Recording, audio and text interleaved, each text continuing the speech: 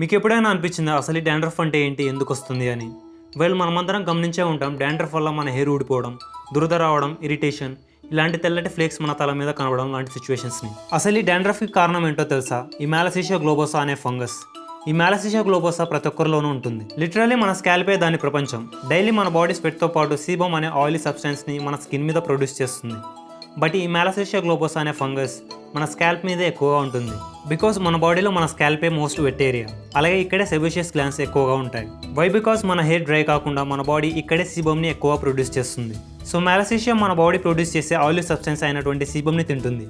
మన body produce చేసే ఈ సీబమ్లో 2 టైప్స్ ఆఫ్ ఫ్యాట్స్ ఉంటాయి.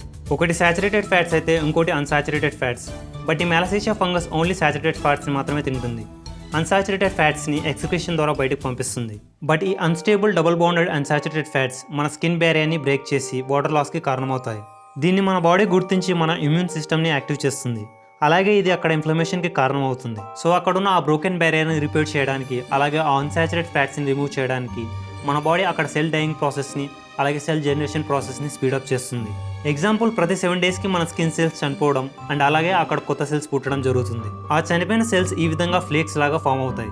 సో ఈ ప్రాసెస్ మన స్కాల్ప్లో స్పీడ్గా జరుగుతుంది. Because to remove that unstable double bonded unsaturated fats. So ఇలా మనకు మన స్కాల్ప్లో తెల్లటి ఫ్లేక్స్ ఫామ్ అవుతాయి.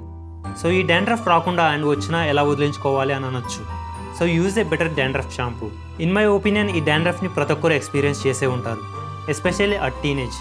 బికాస్ ఆ టైంలోనే మన బాడీ ఎక్కువగా సీబమ్ని ప్రొడ్యూస్ చేస్తుంది. అలాగే మీరు మీ డైట్ని, మీ లైఫ్ స్టైల్ని చేంజ్ చేసుకుంటే దీని నుంచి బయటపడొచ్చు. ఎగ్జాంపుల్, లో కార్బోహైడ్రేట్ డైట్, లో ఆయిల్ ఫుడ్స్, లో షుగర్ అండ్ హెయిర్కి ఆయిల్ పెట్టడం. ఎస్, మీరు విన్నది రైట్. మనమందరం హెయిర్కి ఆయిల్ పెట్టి అలా వదిలేస్తాం. దీనివల్ల ఈ మ్యాలసీషియా ఫంగస్ ఇంకా గ్రో అవుతుంది. బికాస్ లిటరల్లీ మీరు దానికి ఫుడ్ అందిస్తున్నారు. దీనివల్ల మీకు డాండ్రఫ్ ఇంకా ఎక్కువ అవుతుంది. అఫ్కోర్స్ నేను కూడా ఒకప్పుడు అలానే చేసేవాడిని.